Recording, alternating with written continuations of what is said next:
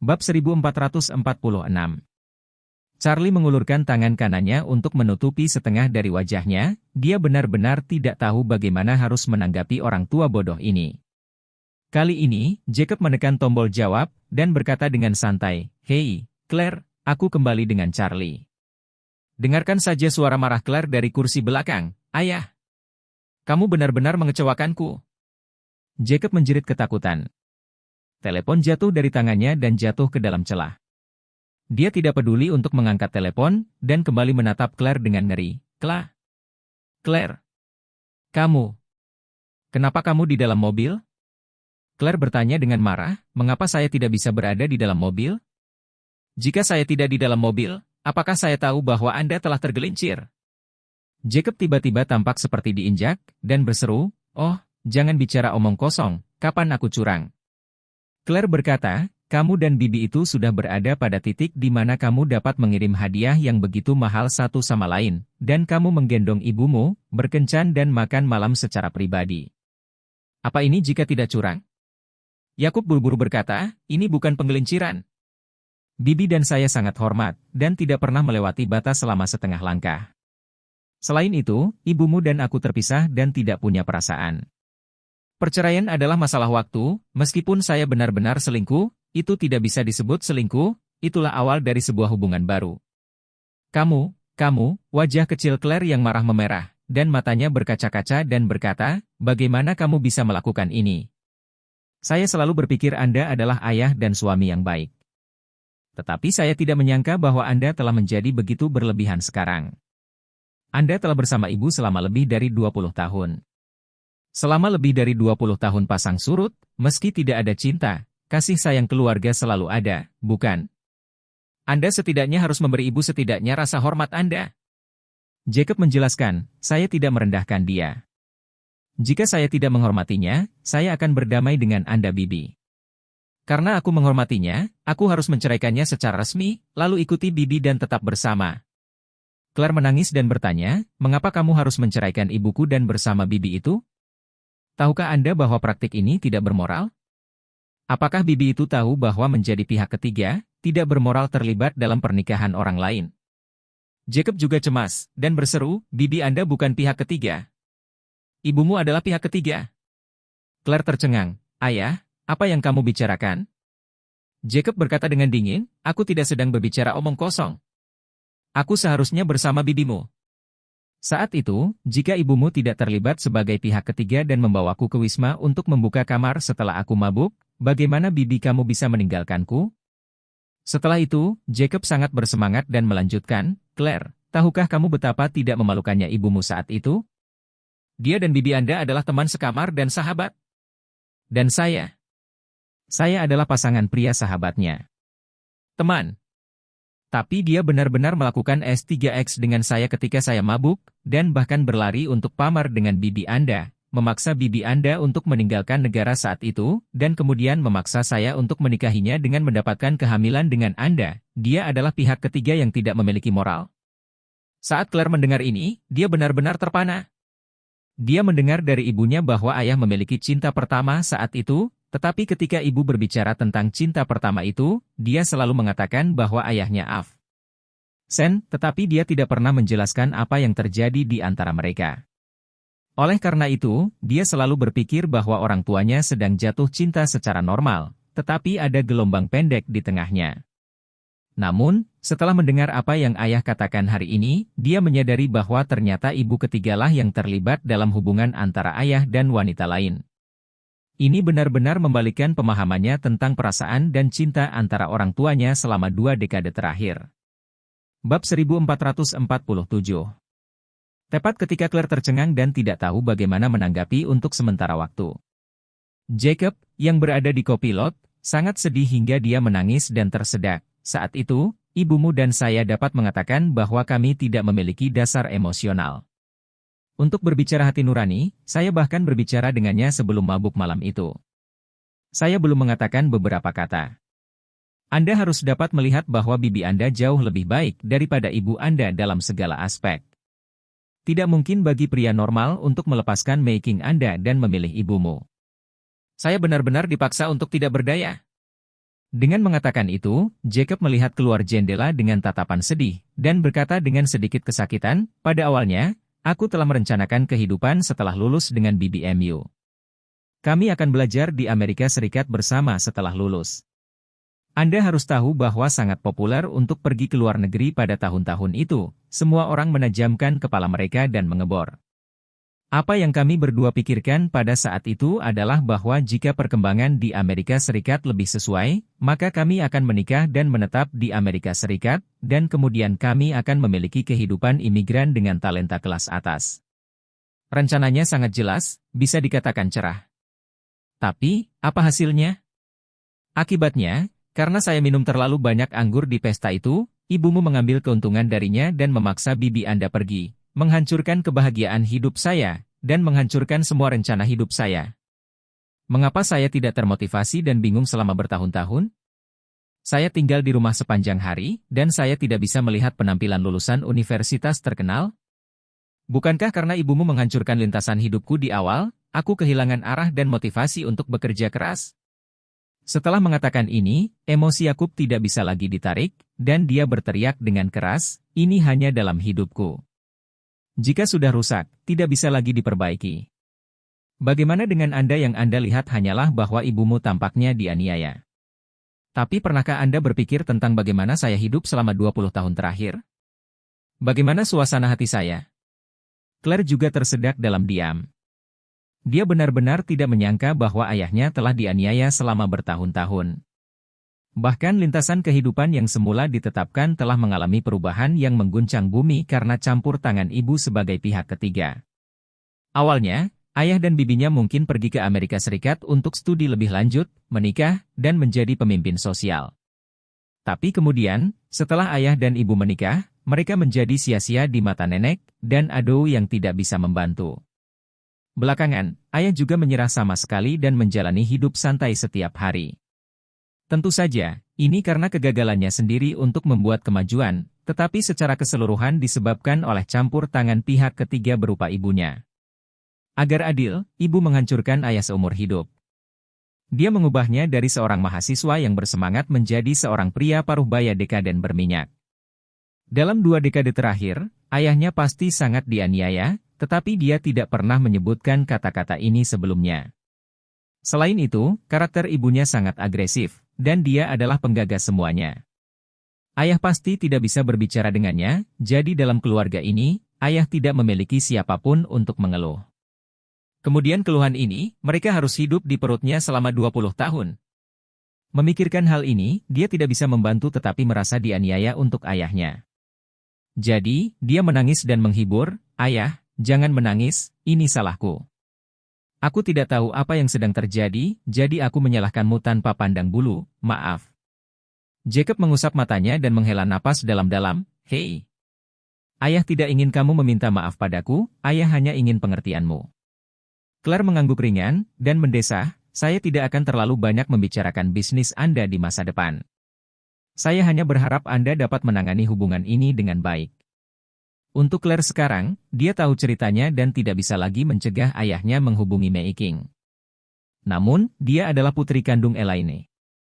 Untuk menghormati ibunya dan keluarga bertiga, dia tidak akan pernah mendukung ayahnya untuk mengejar Mei King.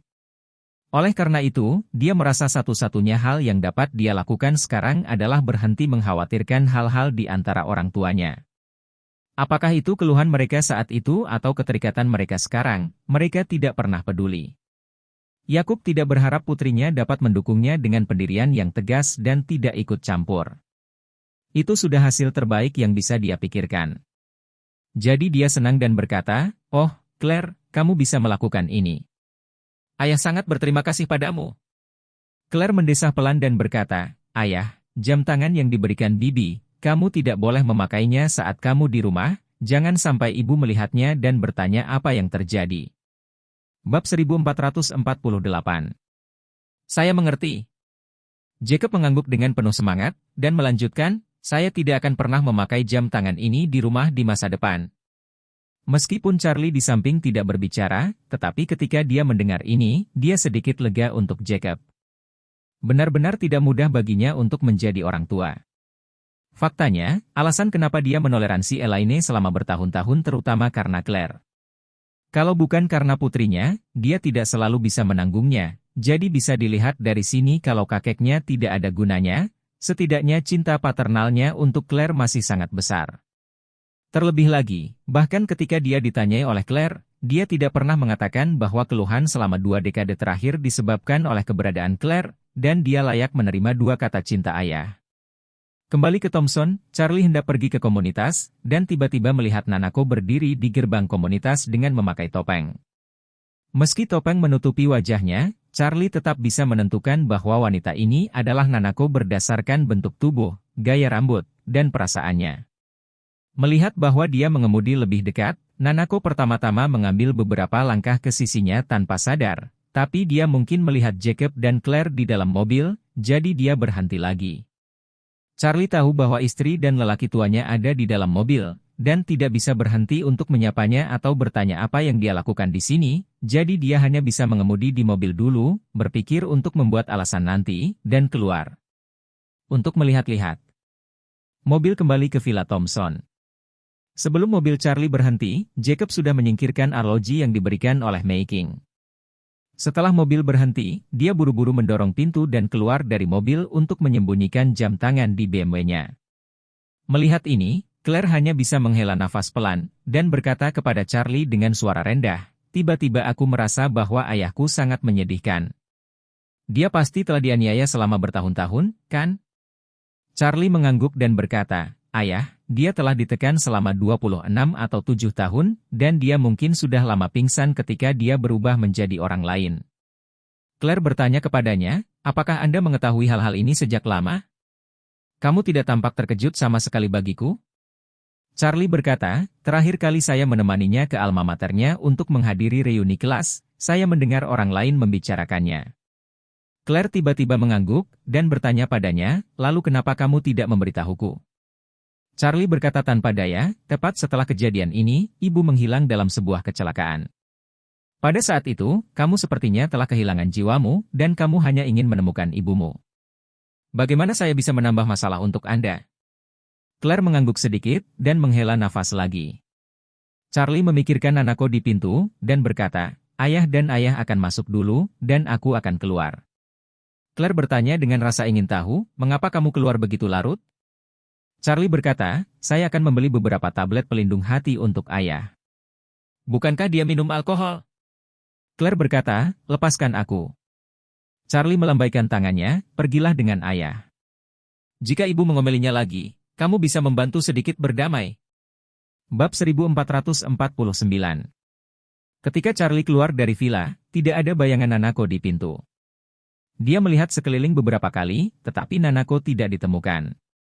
Ini membuat Charlie tidak bisa menahan diri untuk tidak bertanya-tanya, perasaannya sendiri barusan tidak salah. Meskipun gadis itu memakai topeng, dia yakin bahwa dia adalah Nanako. Sejak dia datang ke Thompson, dia pasti datang untuk menemukannya, kenapa dia tiba-tiba menghilang? Memikirkan hal ini, Charlie tidak bisa menahan nafas, tetapi dia benar-benar tidak bisa mengetahui sirkuit otak gadis ini. Saat ini, Nanako sedang bersembunyi di sebuah toko teh susu, melihat Charlie dari kejauhan. Melihat bahwa Charlie tampak sedikit tertegun, dia juga merasakan perasaan aneh di suatu tempat di hatinya. Dia memang datang ke Charlie malam ini, dan final akan segera tiba. Dia juga tahu bahwa akan sulit baginya untuk memenangkan Aosway, dan dia bahkan mungkin cedera dalam permainan tersebut. Tuannya dan keluarganya tidak ingin dia terus berpartisipasi di final. Namun, dia merasa bahwa seorang seniman bela diri yang berkualitas tidak bisa sekuat yang lain, tetapi kemauannya tidak akan pernah bisa mengalahkan lawan, jadi dia memutuskan untuk terus berpartisipasi dalam kompetisi dan pada saat yang sama bersiap untuk cedera. Untuk itulah, ayahnya mengirimkan pesawat khusus dan tim medis papan atas di negaranya. Tim ini akan berada di tempat di final. Jika Nanako terluka dalam game, mereka akan segera menyelamatkannya dan menungganginya pada saat yang bersamaan. Pesawat khusus akan membawanya ke Tokyo untuk perawatan dalam waktu 3 jam. Jadi, kalau begitu, setelah dia di lapangan, dia mungkin tidak akan punya kesempatan untuk bertemu Charlie, begitu pikir Nanako, dan datang menemuinya lagi malam ini. Namun, dia tidak menyangka bahwa dia sedang menunggu di depan pintu Thomson sekarang. Melihat Charlie mengemudi kembali, dia menemukan bahwa masih ada wanita yang sangat cantik duduk di jok belakang mobil. Ini membuatnya tiba-tiba menyadari bahwa wanita itu pasti istri Charlie. Pada saat itu, dia merasa sedikit tersesat di hatinya, dan merasa bahwa dia seharusnya tidak mengganggu pria yang sudah menikah, jadi dia bersiap untuk kembali ke hotel. Tetapi meskipun dia akan pergi, dia masih ingin tahu apakah Charlie telah melihatnya atau akan keluar menemuinya, jadi dia memesan secangkir teh susu di toko teh susu ini dan duduk. Di hati Nanako, perasaan tentang Charlie sangat rumit. Karena dia menghapus mentornya, dia menyalahkannya sedikit dan merasa bahwa dia terlalu kejam. Karena dia sangat kuat, dan dia sedikit mengaguminya, dia mengira dia adalah master seni bela diri yang sebenarnya. Karena dia memarahinya dengan buruk terakhir kali, dia merasa sedikit malu di depannya, dan bahkan aura dan kekuatan batinnya akan terpengaruh olehnya, sehingga ketika dia memikirkannya, hatinya akan selalu lembut. Hanya saja dia tidak tahu bahwa perasaan lembut ini lebih seperti rasa suka dan kagum. Dia menerima pendidikan aristokrat yang ketat sejak dia masih kecil, dan dia memiliki kualitas psikologis yang sangat baik.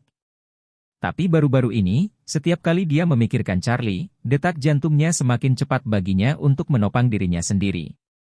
Bahkan jika Charlie tidak ada di depannya, dia masih merasa gugup, dan hatinya seperti rusa kecil. Pada saat ini, bahkan melihat Charlie dari kejauhan, dia masih merasakan detak jantungnya bertambah cepat.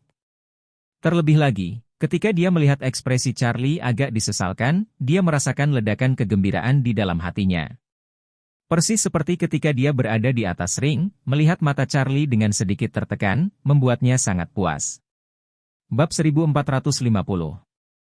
Jadi dia buru-buru berkata kepada bos, "Bos, tambahkan secangkir teh susu lagi." Bos berkata, "Nona, kami akan segera tutup, dan petugas tidak bekerja. Saya tidak bisa membuat teh susu sekarang, maaf." "Baik." Nanako mengangguk tanpa daya. Pada saat ini, dia tiba-tiba melihat Charlie berjalan menuju sisi kanan gerbang Villa Thomson, jadi dia buru-buru memegang teh susunya dan berlari keluar. Charlie mengira Nanako sudah pergi, jadi dia berencana pergi ke toko obat untuk membeli sekotak tablet pelindung hati agar lelaki tua itu kembali berbisnis. Ketika dia datang ke pintu apotek, dia menemukan poster besar digantung di pintu apotek.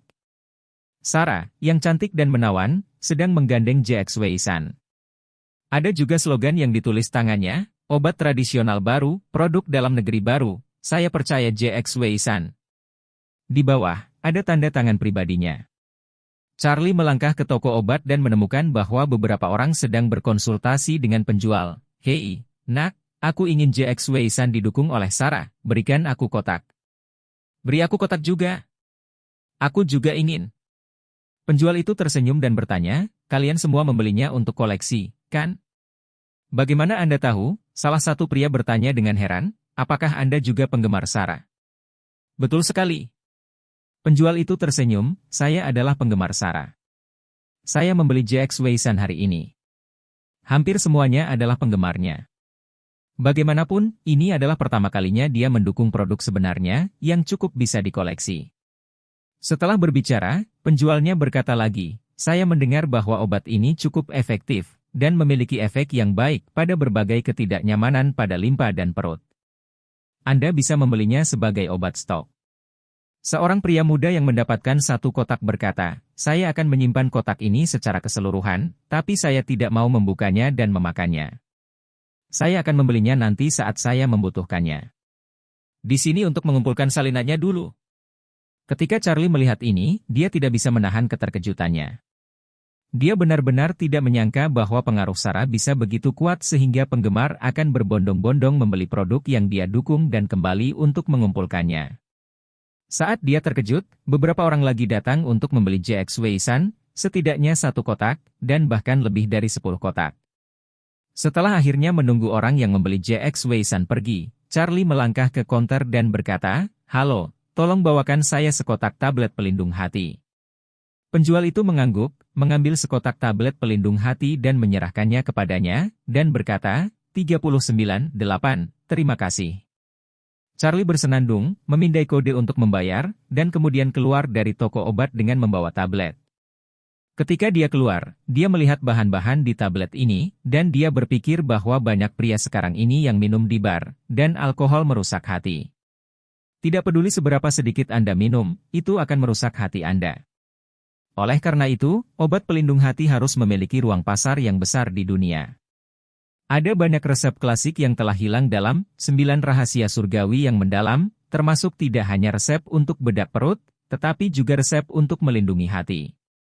Setelah bubuk Weisan JX menjadi populer, dia dapat meluncurkan tablet pelindung hati JX. Saat dia memikirkannya, dia tiba-tiba menyadari bahwa ada sosok yang bergegas di depannya. Dia tanpa sadar memobilisasi seluruh tubuhnya dan mempersiapkan dirinya untuk serangan balik defensif. Tapi dia memusatkan pandangannya dan melihat siapa yang berdiri di depannya dengan memakai topeng. Nanako dengan mata seperti bulan yang cerah. Dia sedikit terkejut sekaligus, mengira gadis itu telah pergi, tetapi dia tidak menyangka gadis itu ada di sini. Saat ini, Nanako merasa malu dan gugup. Dia melihat wajah Charlie dari dekat, dan tiba-tiba dia tidak tahu harus berkata apa, jadi otaknya menjadi panas, dan dia memberikan teh susu di tangannya kepadanya, dan berkata sambil tersenyum, "MRW, tolong minum teh susu."